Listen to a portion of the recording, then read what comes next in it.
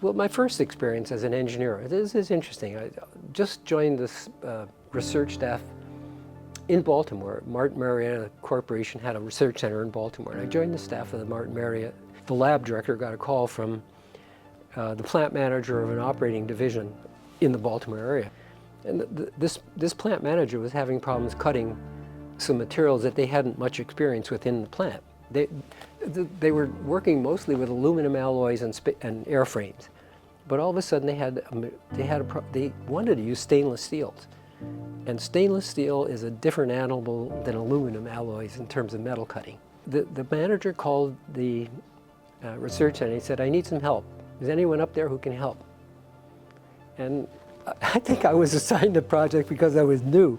I don't think it was because they felt I had any great experience, although I was a material scientist. That was my connection. So I went down to the plant, and I walked into this fellow's office, and his first comment to me, he looks at me and he said, "You know, I've never gotten anything useful out of a PhD." That was my introduction to industry. I looked at what they were using for cutting fluids and lubricants and all this sort of stuff, and I said, "Look, I'll go back. I want to go back to the lab, and I will get back in touch with you, and we'll see what we can do." But they were using the wrong cutting fluids. They hadn't the experience with stainless steels that they had with aluminum alloys. So I told them that I thought they should try a different cutting fluid. Bingo! I became a hero on that in his eyes, I think. And it was one of those moments that again, you know, you just don't forget those experiences. I'm a material scientist, and material scientists deal in symmetry. And I just find the symmetry in both the metal cutting work we're doing in IE and the symmetry involved in the work we're doing in nuclear engineering with those folks, it's delightful. Well, my current research builds on my past research, and that is basically associated with the materials of construction for nuclear power plants in several different aspects. First of all, I'm very concerned about the effects of the service environment on the properties of the materials of construction, and particularly about a phenomenon known as environmentally induced embrittlement. And what that means is that when you put an engineering system together with materials of construction and you put it into service, it has to function in that service environment. That could be, for example, if you're looking at medical implants, you're putting them in the human body, and therefore they're in the presence of halides. Some materials will embrittle in the presence of halides, stainless steels, for example. Nuclear materials of construction are subject to embrittlement in some cases, even in high purity water, which is the material, the medium that you find in a nuclear power plant. But there's an interesting twist. I mentioned this phenomenon called environmentally induced cracking, premature failure of engineering systems when they're put into service. Most of my time has been spent trying to understand why it occurs and preventing it.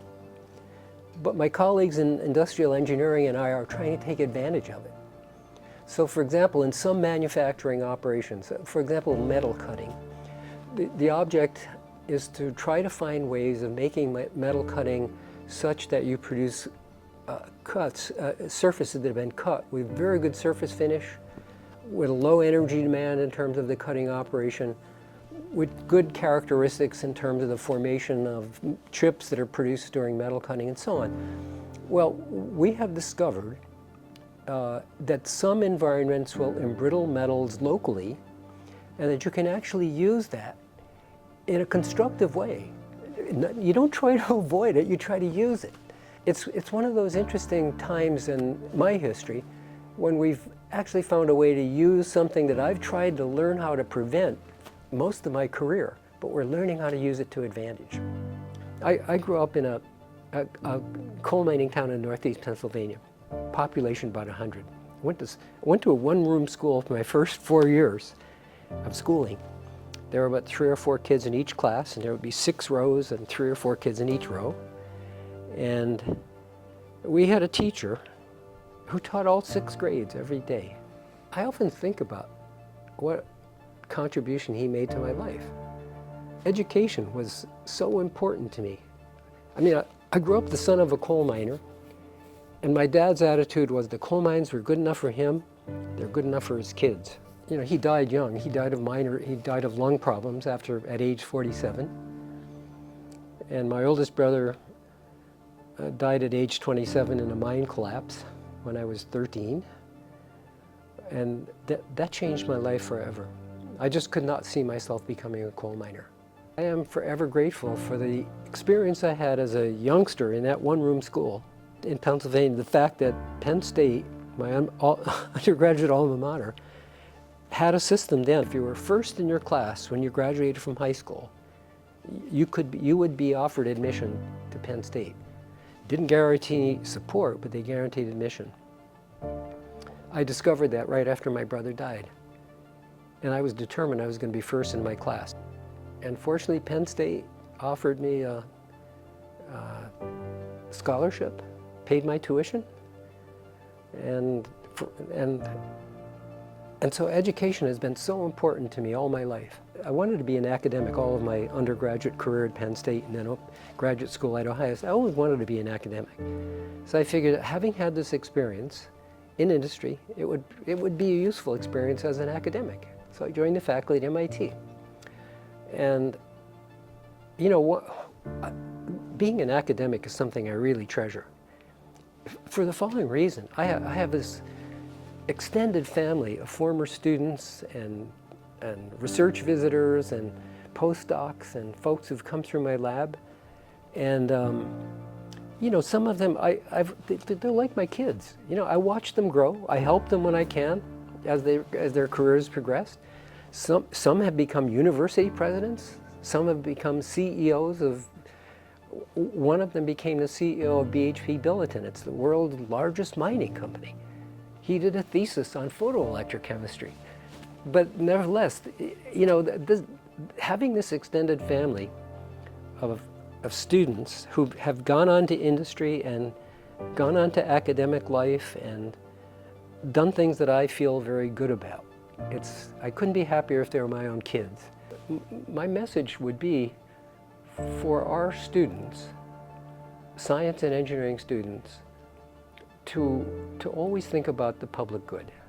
And the question is, how will they develop it and how will it be used? And there has to be some sensitivity on the part of the people who are doing this, and that's our students. They are our students.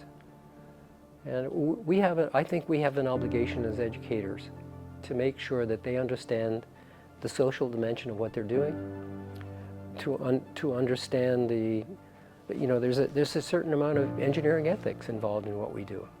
And so education has been so important to me all my life and mentoring and the sort of relationship I had with Burt Weston and Roger Staley.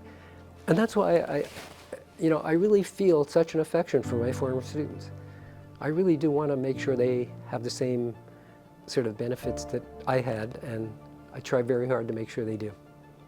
Neil Armstrong and Buzz Aldrin traveled in a command module just outside of the orbit of the moon, and then they landed on the moon. They traveled to the moon in a lunar module.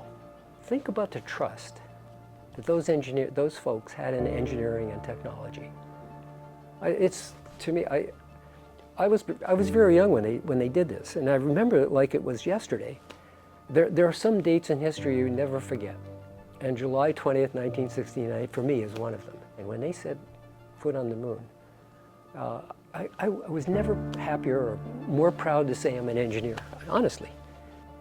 It's just such a really wonderful thing to be able to say that I am the Neil Armstrong Distinguished Professor at Purdue. It is a true honor for me, and one that I appreciate very much.